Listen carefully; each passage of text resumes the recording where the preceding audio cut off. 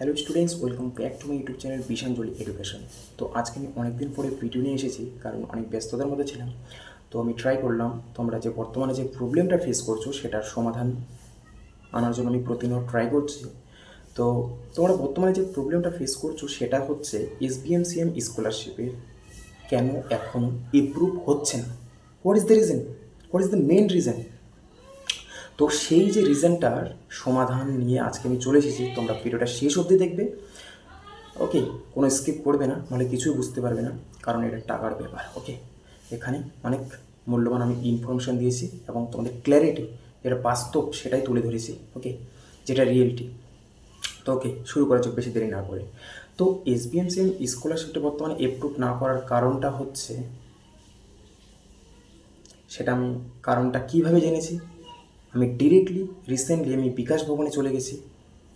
সেই বিকাশ ভবনে চলে গিয়ে যে টেকনিক্যাল যে রুম আছে, টেকনিক্যাল যে অফিস আছে 10 ফ্লোরে অবস্থিত, ওকে, সেখানে গিয়ে আমি স্যারদের জিজ্ঞাসা করেছি যে স্যার আমাদের আমি এখন কারেন্টলি বিটেক থার্ড ইয়ারে স্টুডেন্ট, ওকে, সো আমার অ্যাপ্লিকেশান অনেক দিনই কলেজ বা ইনস্টিটিউট থেকে ভেরিফাই হয়ে গেছে, HOI ভেরিফিকেশান হয়ে আছে, কিন্তু এখনও অফিস থেকে ভেরিফিকেশান করিনি।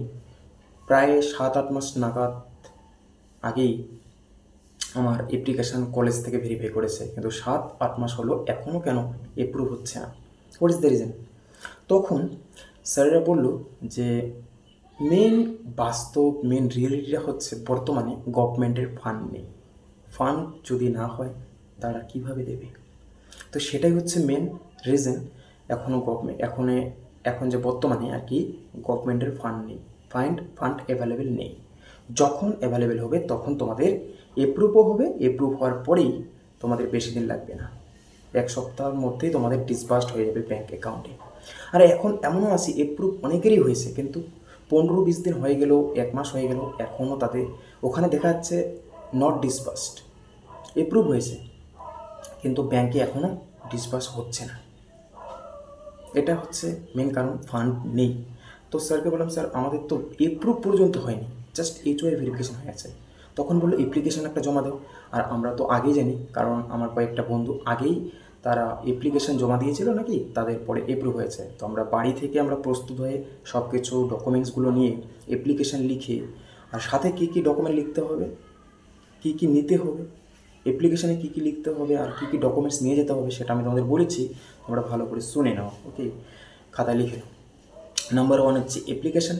নাম্বার 2 তোমাদের যে ওয়েবসাইটে যে আপলোড করেছিলে রেনুয়াল, যখন তোমরা অ্যাপ্লিকেশান করেছিলে, যে সেমিস্টার, 2টো সেমিস্টারের যে সেটার জেরক্স করে নিয়ে যাবে। আর ইউটিলাইজেশন সার্টিফিকেট বলে একটা অপশন ছিল, সেটার জেরক্স কপি নিয়ে যাবে। আর হচ্ছে তোমাদের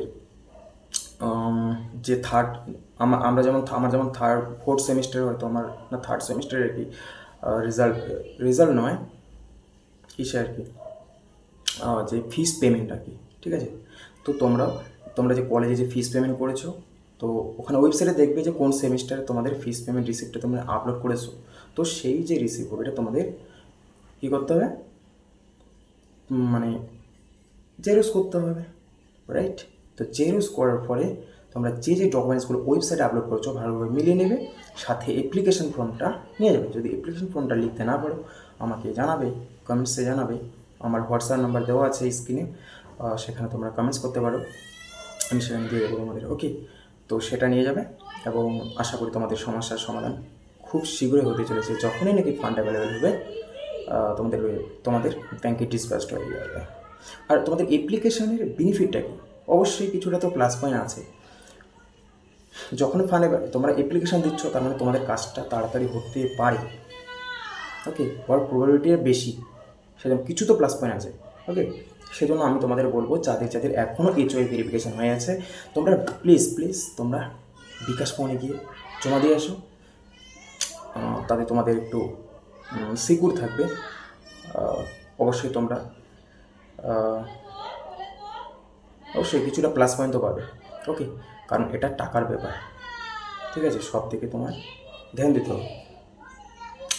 তো এটাই ছিল আপডেট দেওয়ার। অনেক দিন থেকে ভিডিও বানানোর জন্য আমি চেষ্টা করছি, কিন্তু অনেক ব্যস্ততার কারণে আমি পাচ্ছি না। ওকে, তবু আজকে টাইম বের করে তোমাদের সেই যে রিয়েলিটি, সেই বাস্তব দিকটা তুলে ধরার জন্য, যে আসল রহস্যটা কি, কেন কেন এখনও এপ্রুভ হচ্ছে না।